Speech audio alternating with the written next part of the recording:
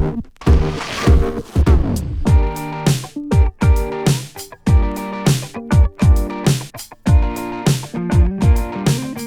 guys, and welcome back to the channel. Now, as you can see, I am back out in the desert, which means I have another off-road product.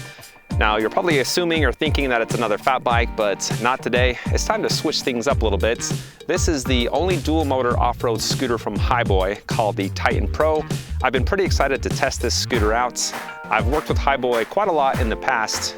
I've reviewed almost every single one of their scooters, and they actually make my favorite, commuter scooter around the $500 to $600 price tag. Now, there's a bunch of competition in this price range of off-road dual motor scooters from $1,000 to $2,000. The Titan Pro is $1,399, so it is on the low end of the price range for this class. It's got some pretty awesome stats though. It's got a couple big old monster motors. So let's kick the review off and see what this can do, starting off with a speed test.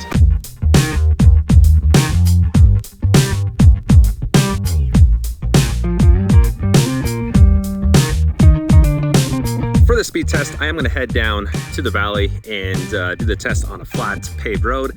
This is just a little too fast for my comfort level out here on this rocky road.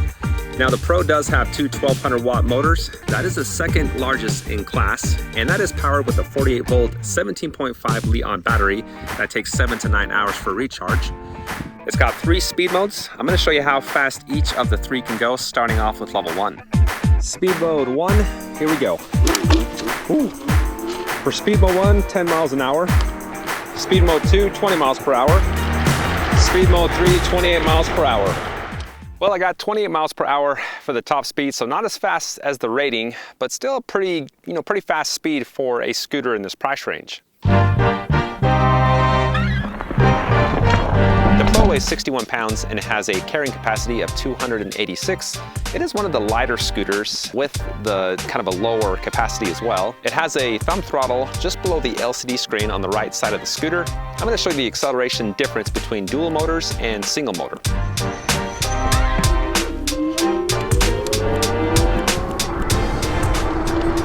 On single motor, it's pretty slow. Most of you guys have ridden those rideshare scooters. The acceleration from a rideshare scooter is a little bit faster than this one on single motor. But switch that second motor on, and I'd have to say it's probably one of the top 3 fastest scooters in this price range.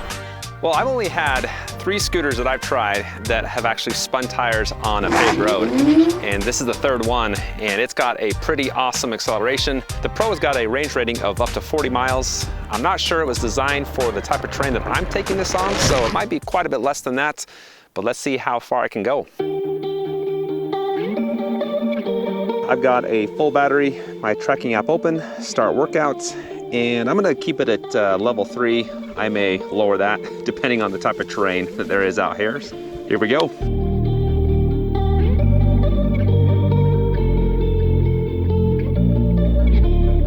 Usually Hiboy scooters are pretty basic. There's not a lot going on with the design. They don't really try too hard to spice or spruce up the look at all. But this one they did a little bit.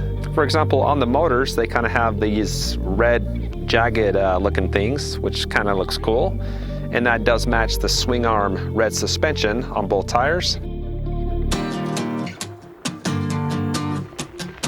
As far as a solid and durable feeling scooter, they've done a very good job at that. On city driving, there's no rattling or shaking. It's very quiet, feels super solid, and even coming off road, it still sounds and still holds up very well.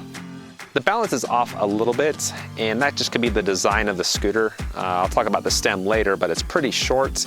And so I do feel a little bit top heavy on this. And so when I turn or corner, it isn't the most stable feeling scooter that I've been on. But as far as like rattling or shaking, like screws and things like that, there's none of that. Everything is locked in nice and tight. The handlebar length is very wide for the scooter, which you do need if you take this off-road. It just helps you to, navigate trickier terrain a little bit better. The grips are pretty cheap feeling. Never seen anything like this before, but they just feel cheap and kind of hard. The brake levers are cheap feeling, but they are wide. I can easily fit my 4 fingers there, and there is a rubber pad, so it just helps to have a little bit more control. Well, I changed my outfit a little bit, got in some more substantial gear because I've got to go fast, and this trail is perfect for this scooter. My back leg, the one I have up on the fin, is getting pretty tired. I try to get as low as I can to lower my center of gravity, and man, it's just like a constant leg workout. And I've only done 2-3 miles, so if you do this type of riding, you're probably going to be stopping every 3 or 4 miles to rest.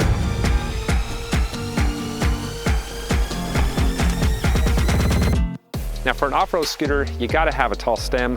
It's just not as tall as I would like to see for something this powerful. I'm 5'11", and I've got to reach down quite a ways to grab the handlebars. It does make me feel, like I mentioned before, top heavy, and that does take away stability and balance and overall comfort of the ride. I mean, they honestly need to raise that up another 4 or 5 inches would be preferable to what I like.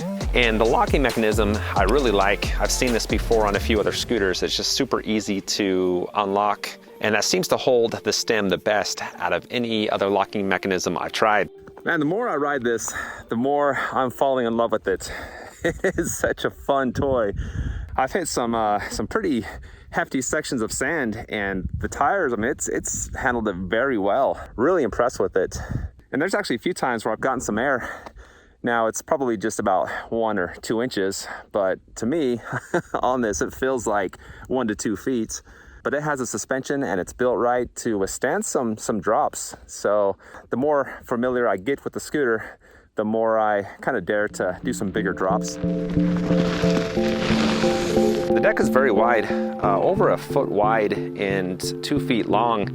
And they do have this tail section here, this fin in the back, which I have used quite a bit today through some of these rougher parts of the trail. I honestly wish the deck was another 7 to 8 inches longer. Those are the two things that I really didn't like about this scooter, the short stem and the short deck. It's an easy fix, just lengthen that stem out, lengthen the deck out, and this would be a whole different ride if you're around my size of 5'11" or even taller. My face is hurting from smiling and laughing and grinning so much. I kind of look like a doofus. Good thing nobody's around here. But this is just so fun. And I've kind of learned how to ride it a little bit differently. Most of these off-road scooters, I go 1 foot in front of the other, placing my back foot on that tail fin, which is what I did do for the first 6-7 miles. But this deck is so big that I just go my feet side by side and just, crouch both legs down, kind of disperse the pressure. And now I can go longer. I don't have as good as balance as I do with 1 foot in front of the other, but I've got enough balance and stability for this type of terrain. That's the way that I would recommend riding. Now, this has fantastic power consistency. I'm halfway through my last battery bar, and I've got the same acceleration, same speed, same power as I had with the full battery. I mean, I'm going 15, 20 miles an hour, punching it, and it throws me back. So the power lasts pretty much the entire course of the battery. It should start dying here any minute, or maybe not. It might continue on. The Pro has dual front and rear suspension, so it is a full suspension scooter.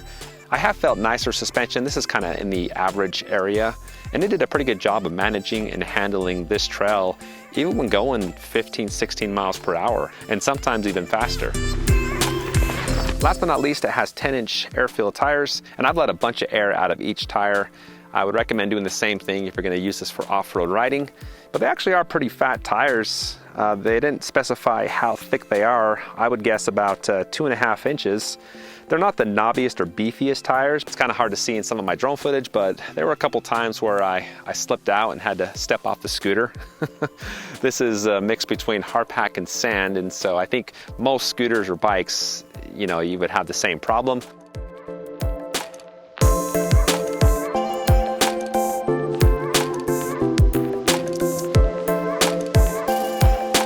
Well, I made it back to my truck.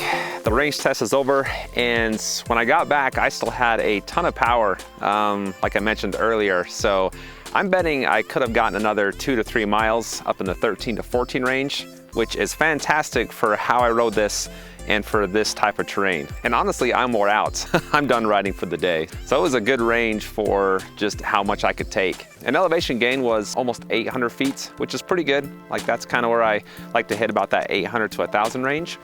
Oh, Hiboy says the Titan Pro can climb a hill up to a 35% grade. It's time to test that out. Okay, well, I found a good sized hill, probably over the limit of what this scooter can do, but that's why I'm out here to test it out. It's about a half a block long and kind of a mixture between sand, gravel, and hard pack. I've got my measuring device. I'm gonna measure it in a couple different spots up the hill, so let's go see how steep it is. Now there's 16% at the base of it. There's a 38 at the steepest part right in the middle. And yeah, this is pretty loose stuff here. I might have to help it up through this short section. And then up towards the top, that is 21.6%. So it is a big, long hill. Well, I don't have a lot of room to get going, so here we go. See how it does. This is the steepest part here, and it's spinning out, and I'm helping it. Yeah, that motor really starts bogging down. It makes a horrible sound. You know, if it loses traction, it's just too steep, and that's making that sound quite a bit coming up this. That's a good hill to break your scooter on. That was way too steep. I helped it up pretty much the entire time. The Pro's got dual disc brakes. Gonna go down the same hills I went up for the hill test and see how well they work. And just a heads up, with the levers, the right side controls the front brake, left controls the back. So that is something you'll have to get used to, and you'll want to learn that before you really take off on this thing. I'm gonna show you how well the brakes work, and it's kind of hard to demonstrate that through this rocky and soft, and it's a very steep trail. If I lightly press on the levers, it does squeak a little bit, and that's just because they're super dirty. I've been off-road for about 6 miles now. Actually longer than that. I rode out here yesterday. Don't really have to put a lot of pressure on the levers, and they are very reactive. They're almost too reactive. It's taken me a little bit to get used to how, you know, quick they engage. Yeah, but there, this is the hardest part of the hill, and stopping very well there. The thing I don't like about these brakes is when you're going fast and you hit them, they're very sudden. When you're going slow, not so much, but when you're going fast, it's just something to be careful with. They do stop you pretty quick, and they're very abrupt. Well, let me run you through the pad and control panels and the LCD screen here. On the left, you know, there's the key ignition, which is nice. Has 2 keys there for you as well, so good way to just lock the scooter. And once you turn it on, there are battery level indicators. There should be 3 green lights and 1 red. On the right is the LCD screen. Gonna hold down the middle button, which is the power button. And it is a sunny day, can see the screen just fine. If you hit the power button, that does display or run through different settings. And then you have the top and bottom arrows to change the assist mode, 0 to 3. On the left, there's a yellow button that turns the lights on and off. And as you can see, the lights are on the bottom of the deck. There's 1 on each side, the rear lights here. And as you press the brake lever, they do flash. And then there's the switch for the single and dual motors. So hit it once, turns them on and off. The Titan Pro has an IP55 waterproof rating, which protects against dust and water jets from any angle. It has a 1-year warranty and free shipping in the lower 48. Well, if you couldn't tell, I am a huge fan of the Titan Pro. It was just a good time, a strong and durable scooter. Had no problems or no issues throughout the course of the range test, which is always a good sign. The only thing that I wish it had was more torque and more power to climb. The power is more surface-based, is what I call it. As soon as you hit the throttle, it takes off. Yeah, plenty of power that way. But when it comes to climbing, you know, anything over 15% grade, it doesn't have quite the power that I'd like to see for a scooter in this price range. And honestly, most scooters in this price range that are off-road have the same struggle. They've got great power on the flats and slide-up hills, but they do tend to drop off the steeper you climb.